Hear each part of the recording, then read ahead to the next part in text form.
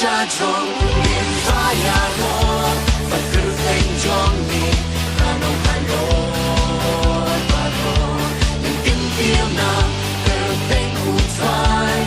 u nông bạc vào u sim hà nội si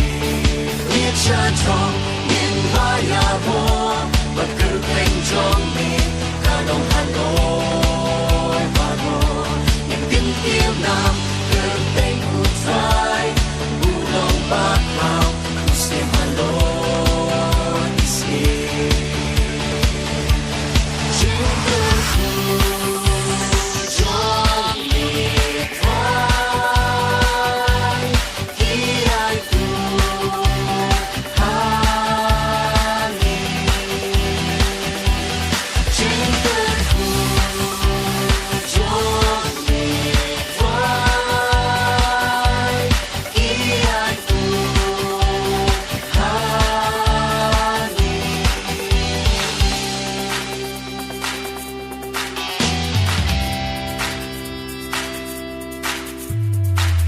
cha trong miền raya ro bậc cử tên trong miền ca long hà nội và ro những tiếng tiêu nam cử tên u trai bu long bạc rao u sim hà nội